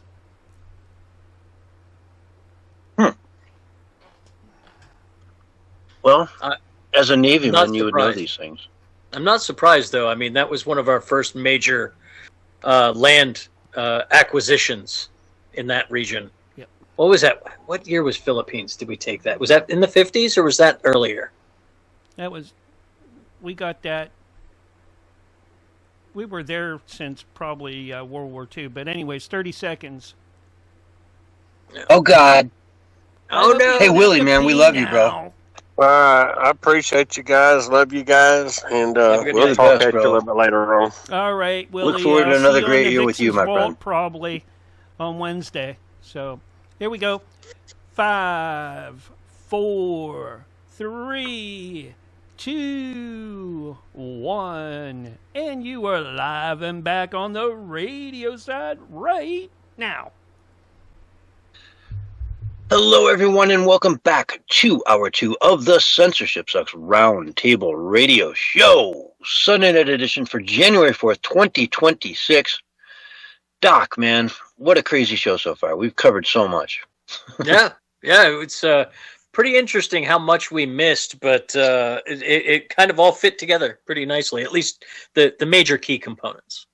Yeah. I mean, I'm trying to get through the big stuff in the first hour. In the second hour, we try to get into like more of a low altitude dive, high altitude, of some other stories. Like, for instance, next week Congress resumes again, and man, the shutdown is looming right out of the gate. We've got this, situation going on in Venezuela. Chuck Schumer's screaming bloody murder about that, as you'd imagine. Of course. Yes. It turns out somebody leaked this to the Washington Post and the New York Times ahead of time, before we went into Venezuela, and they did not run with it. They didn't spill the beans. Pretty impressive, huh? Well, yeah. I mean, they do like their military interventions. So, Well, Not surprised. for them, it's Trump. He's going to go, run a major military operation. And they're like, we've got the scoop. It's going to happen in, like 6 hours. Now, someone did make a bunch of money on the betting markets. Yeah. Off that. There's like a couple mysterious accounts that made millions. Yeah, there's a couple insiders that regularly make bets on Trump foreign policy decisions. There's somebody close to the circle, I'm certain, that is making these bets, because it's been pretty much every major international incident they've cashed.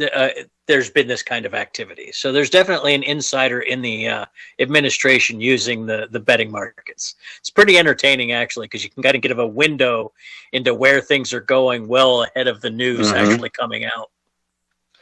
Yeah, and who inside the administration leaked it? I would hope they find that out immediately.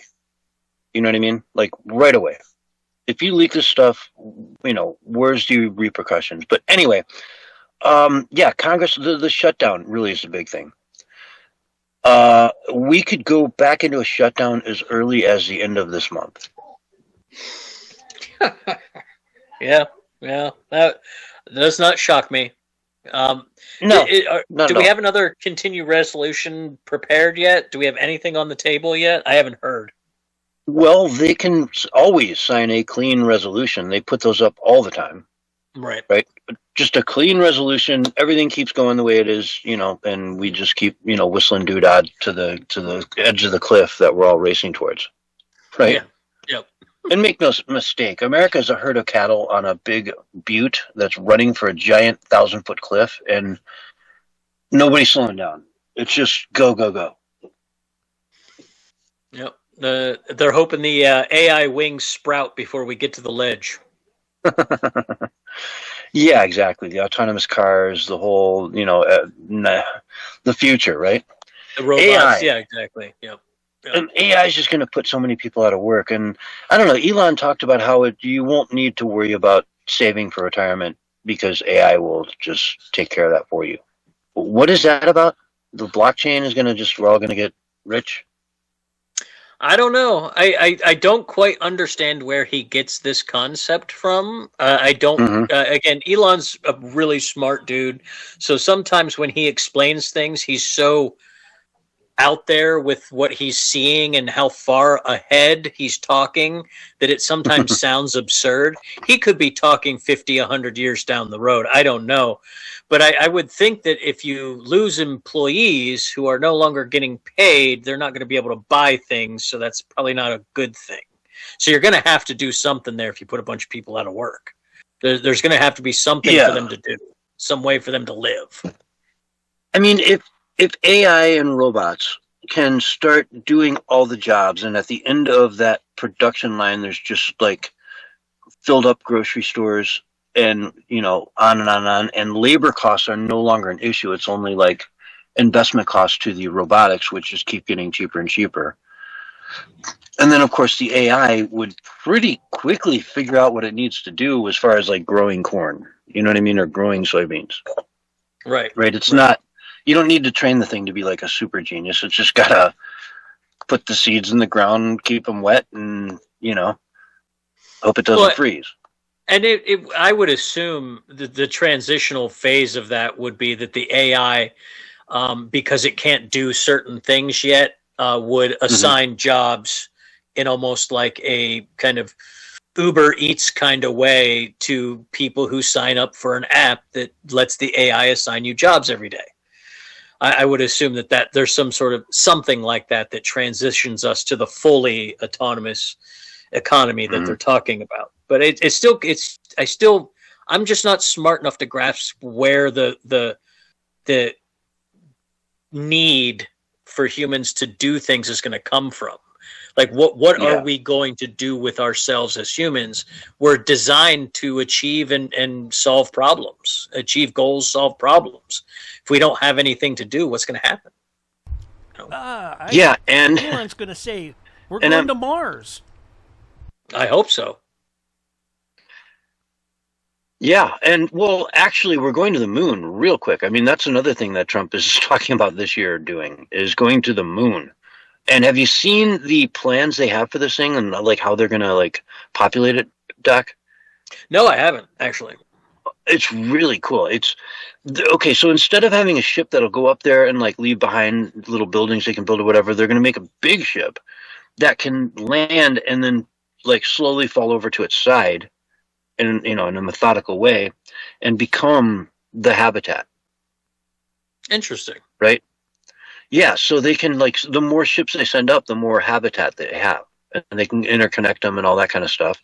And again, it's the moon. It's not Mars. It's, it's a quick flight back and forth comparatively. Yeah, and it would, I would figure to get to Mars, we'd have to build a permanent colony on the moon to begin with, because that would be the ideal launching place to get to Mars from. Exactly. Yeah. You just wait until it all lines up, and whatever day of the year that, the trajectory is right, you set off from the moon with way less, cost in getting off the ground. Yeah, it takes away all that. Yeah, it takes away all of that need for extra rocket boosts to get you off of the gravity of the Earth.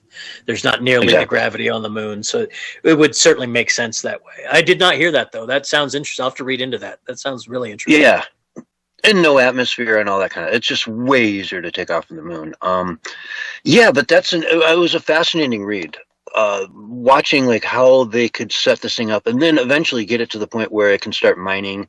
And there's water on the moon too. Like we've since discovered that there is, in fact, like places where you can, get ice and turn it into water, which, of course, is a very finite resource that we know of today. Down the road, you might, dig a hole 10 feet deep and be like, oh no, this whole thing's full of water. Right. And it's like the best water ever, right? Right. No, we don't know what's under. We haven't really done any full scale mining up there yet to see. I mean, China has done some stuff, but they haven't really got too deep yet. They've only gone down about 10 to 15 meters in their depths.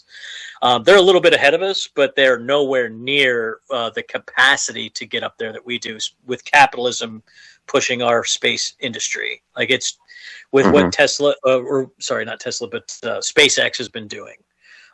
They built things that China can't even conceive of because they just don't have that creativity available to them. Mm-hmm.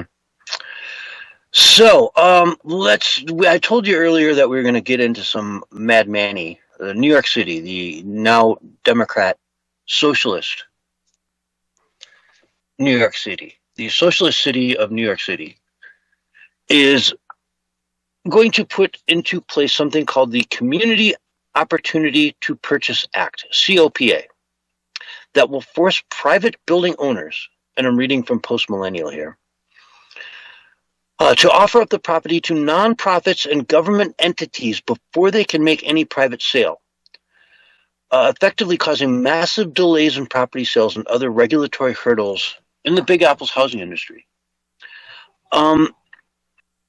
What they have to do is put it up. Okay, so you want to sell your house. Let's say you're down in Miami. You still got a couple, 2-bedroom, 1-bedroom places up there that you're renting out. They're investment properties, and you're like, okay, I need some money.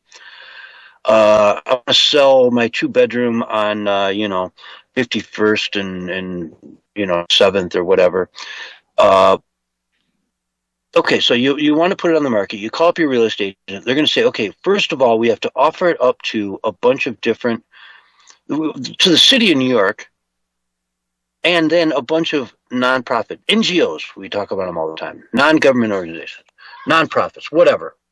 BlackRock might have a nonprofit where they buy housing in New York City, but it's still BlackRock at the end of the day, right? Right. And so you got to sit it there for 20 days. 25 days. That's nutty. Right? Okay, so then, let me actually just read from this article specifically. The act dictates that landlords must first tip off the government entities and nonprofits that qualify and may not take any action that will result in the sale of such covered properties to a person other than those entities. Then the owner must sit on that property for 25 days as it is up for sale to the nonprofits, which can submit statements of interest. And if a statement of interest is submitted to the property owner, the nonprofit entity then has 80 days to submit a first offer. What? That's going to make it so complicated. Days. Oh, my goodness. So what they're going to do is on the 24th day, they're going to send out all these, we're interested. It's a letter of interest. Yep. A statement of interest. Now, oh, crap, on the last day I get a statement of interest. Oh, my God. Okay, now, if that is submitted, the property owner, the nonprofit entity, then has 80 days to submit a first offer. And then only after rejecting any offer from the nonprofit during the 80 days would the owner then be able to list the property for public sale. Okay, so what you can do in every other city in the world is you go to your real estate agent and say, hey, will you put this on the market for sale? And they say, sure, no problem. And that day, your market is for sale.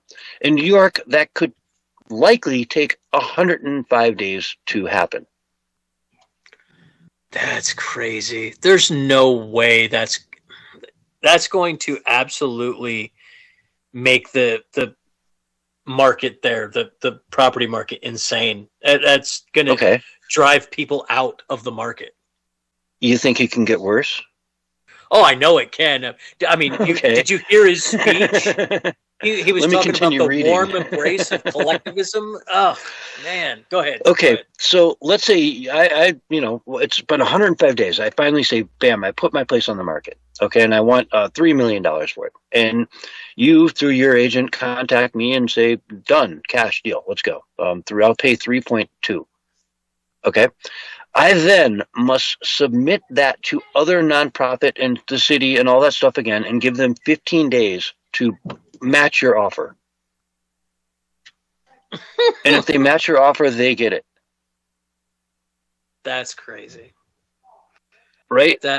That's crazy. So nonprofits, so if a hedge fund just builds their own nonprofit, quote unquote, nonprofit, they can just buy up every house in New York. As long as they're, meeting certain, I'm sure that they're going to have some criterion. Mamdani thought this through and said, well, they must rent it out for, this, and it's got to be, rent controlled and all the other buzzwords, right? Yeah, but the property ownership alone is leveraged to run an entire other hedge fund off of. That's insane. Well, it's a nonprofit, right? So it's quote unquote nonprofit, but we all know how that works. Like, you want to make the big money, you work for a nonprofit nowadays, And, the NGOs are nonprofits, right? That's NGO nonprofit, same thing. Yeah. Non-governmental organization, just think the same thing. It's their, and again, what list? Who's going to prove the list of which, organizations are approved NGOs or nonprofits to purchase these homes? Well, that's leaving that up to New York. Well, there's going to be all kinds of fingers in that pie. But what are we talking here? Like 130 days till most sales can ever even happen? Yeah. For crazy. them to have 80 days to submit you a bid. Man, if you're out there buying a house and one comes up and it's perfect and you want it, you submit a bid like that day on that house or that apartment, whatever. You know what I mean? You're pre-approved. You're out there with your real estate agent. You say, wow, this place is great. It's right in my budget. Let's submit, the high end of my budget for it and let's get it. I want to get it. I don't want to lowball it, right? If you go through the whole process and at the end of it, somebody else wants it, they can just take it. So you're out the 180 days or whatever you waited. And as the buyer, even to put a bid on that place, right? I now have to wait. I put in the bid. Now I have to wait 2 weeks to see if some NGO is going to match my bid and take it out from under me. Yeah, that is nutty. I don't see how that's going to be a positive thing in any way, shape, or form. Well, you know what it does, though? It makes real estate in New York way less attractive to anybody. So it's just going to go down in value, which is probably good for Mom. That's what he wants, right? Let's make rent go down. We don't want these high values for these homes. Oh, yes, because everybody should be able to afford to live in the greatest city on earth, right? Communists are so hey, crazy. Man, if the value of homes goes down in New York City, then it's cheaper and people can buy homes. You can finally say, hey, I can move to New York and actually get a good job and buy my first home. So, I mean, it makes sense from a socialist, commie standpoint. Right. You're going to crash the market, but that's kind of a good thing. You want to crash the market. Yeah, New York Stock Exchange guys might not like that so much, though. Mm-hmm. It's especially with the losses that are already on the books for the commercial real estate in New York. The banks are holding on to $380 billion worth of real estate that's underwater. Mm. And so, I mean, they dropped the housing prices down. I don't see how the investment firms will deal with that. They'll have to go into the business of being non-for-profit. Mm-hmm. That's insane. It's wild. I mean, it's one of those things. And again, if you knock the real estate market in New York down 20%, you're screwed. Look at God. We talked about Portland, where you're from, many a time. How some of the most valuable buildings, the Keystone building in your city went from I don't know, a few $100 million down to $30 million in the last sale. It was 7 cents on the dollar. It sold for. Mm. And talk about fleece the rich. Let's tax the rich because they make too much money. Well, the guy who bought that was a rich dude. And he lost 93% of his investment in that. And so he's probably nowhere near as rich as he was before. Yeah, well, I mean, at least the homeless got to do drugs for 2 years. Yeah. and then the real players are going to step in and buy it from him for 7 cents on the dollar. And, It's almost like a RoboCop. The plot from RoboCop where Detroit is like they're trying to destroy the city so they can buy everything up for nothing. I think they are actually. I think that is the case. I think that's actually what they're trying. They want to replace the current cities with hybrid smart cities with all these big super condensed towers so they can pack 20 million people into every city. That's what I think they actually want to do. That was the whole goal of the Great Reset, the 2030 agenda, was to consolidate everybody into big cities, big smart cities. Yeah. And you talk about a smart city, but I mean, I lived in a high rise in Chicago when the power went out for like a day, and that sucked. I bet. I was like 30 flights up, man. If you want to go downstairs, you got to mean it. You know what I mean? If you want to go back upstairs, you got to mean it. Yeah, it's like I got to stay down here on the bench. I'm gonna take a nap down here. Anyway, Time, the year in review. Big, important magazine, Time, year in review. It missed one thing big, which was the assassination of Charlie Kirk. Didn't make it. He should have been on the cover. Yeah, Trump returns, Israel hostages released, Los Angeles fires, an American Pope. Ovechkin passes Gretzky. Those are the last. Heist of the Louvre. The Heist of the Louvre made the list. But Charlie Kirk didn't. That... If you thought you hated the media, you don't. Hate them enough. Yeah. You know why it missed it? And you know why. Tell everybody why they missed it. Well, because Charlie Kirk is evil Nazi, and evil Nazis deserve what they get. Charlie Kirk was a saint among men. Yeah. Yes. A living saint among men, literally. And now people know it. They all agree. There's so many people that wouldn't have agreed with that, last June. I would have said, he's pretty good, but I don't know about a saint. But now we know the truth. We know everything. And the dude was as close to a saint as you get in this world. I would call him one of the few real Christians I've ever had the experience of like having in my cultural worldview. Growing up in Protestant Northeast Pennsylvania, there were no true Christians who lived the word in the book like Charlie. And it was quite impressive. It was quite impressive for that feat alone, let alone all the other things that he did. You took the words right out of my mouth, man. You said it brilliantly. You really, truly lived the life. He helped so many people that he didn't have to and just did so much. And it all, you give unto others and it comes back unto you. And that's how he lived, and it exactly worked out that way. Yep. So, let's see. Donald Trump just showed off the entire room. He's got something coming called the Triumphal Arc, right? For 250th birthday of America. It's going to be located near the Arlington Memorial Bridge. It's huge. And they're calling it the Arc de Trump.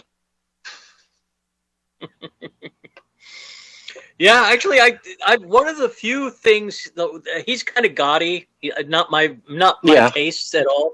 But this thing is awesome. I actually think this is the kind of thing that if we're going to have the governments do to make America proud, it's to build monuments of great accomplishments and history. And like, I would love to see somebody rebuild the statues that were torn down by BLM and put them in a museum if you have to. I don't care. But those are the kind of things that really bring people pride in their country. Yeah. Is having beautiful monuments that people are in awe of for centuries. Yes. Now, for the record, this is a arc to commemorate the 250th anniversary of America. Yeah. It's it's the nickname is the Arc de Trump, but that will still send shivers down the spines of so many people that it will have to drive under it or through it or around it or look at it for centuries.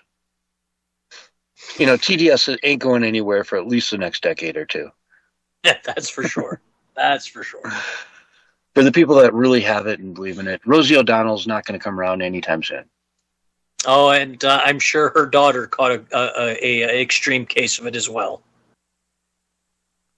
Daughter, son, I'm not even sure. But let's not even go there. Yeah. Yeah, Hollywood is Hollyweird for a reason. This is true. This is very true. And she tried to do a 48-hour break from Trump, and she's like, I couldn't even do it. But anyway, speaking of Hollyweird, report says 41% from Breitbart. 41% of Netflix shows for children contain LGBTQ plus content in 2025. 41%. Okay, I see, exposing kids to this, but at 41%, you're really shoving it down their throats. Yeah, that's not an accident. That's intentional. 100%. You don't get to that number naturally. You have to force that to happen, especially in kids programming. Kids programming. Say it like it is, man. Kids programming.